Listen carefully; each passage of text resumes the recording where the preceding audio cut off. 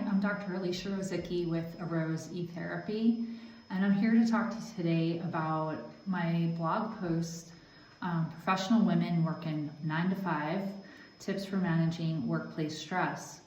So this post is really for those women at work, or men, it applies to, but who take on maybe way too much and are the point person for a lot of things at work.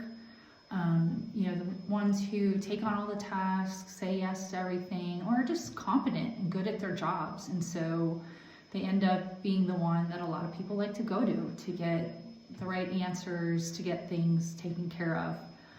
As much as that's a compliment and speaks to the quality of your work and what you bring to the table, it can also work against you if you don't take care of yourself and maybe set some boundaries and limit all that you're taking on.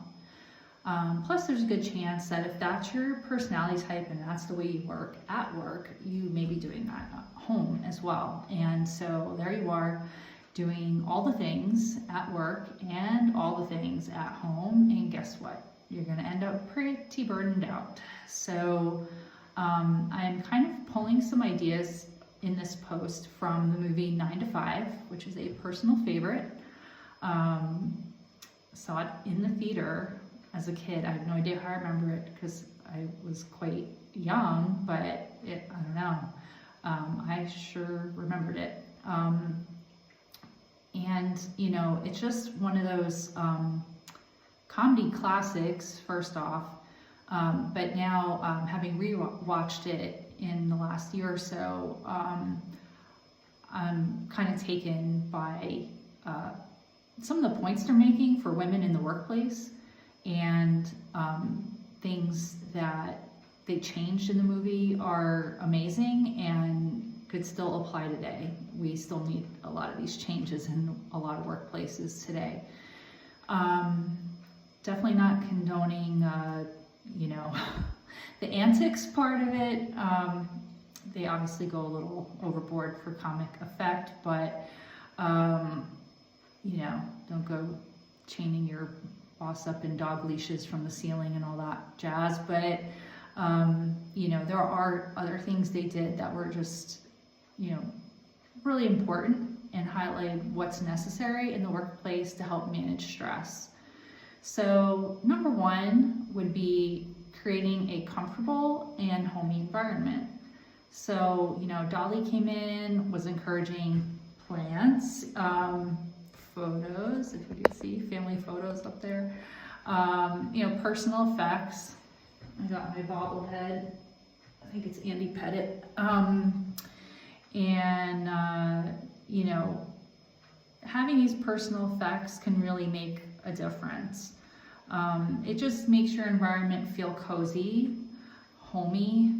It brightens your day. I wrote about it in the blog, but I've got another batch here, little vase of hyacinths, and they really smell amazing and create just a really nice fragrance in the room while I'm working, and it just gives me something beautiful to look at and a way to bring nature into my office when I'm in an office for my job and don't get to be outside. So it's just these little things that can really boost mood and make you feel comfortable and make you feel at home. I also got my little hot water pot that I can just flip the switch and to have a fresh cup of tea as I'm working through the day. So there are these little touches that you can add to make your environment really inviting and comfortable and just brighten your workday. Second is paying attention to childcare, pet care. For some people have to work away from home. Obviously you can't, or it's not so easy always to run home, let the dogs out, all that. So it may be about dog sitters, dog walkers. Obviously, parents know childcare is essential and you need to, of course, take care of your child, but having the right person or the right people is so important, and making sure that you feel comfortable and your mind can be at ease, knowing your vulnerable loved ones, from pets to young children, are taken care of and safe, and it's just that one worry off your mind during the workday. So if you're not happy with your childcare, definitely prioritize looking into other sources. The next point is safety in the workplace, safety from harassment. That's of course huge. And if you're ever feeling unsafe in your work environment, please do elevate that and report it to the appropriate people if confronting that person is uncomfortable. There's no reason anyone should be getting harassed in the workplace. 4, know your worth. So that can be financial if you're not, making the appropriate amount to request a raise.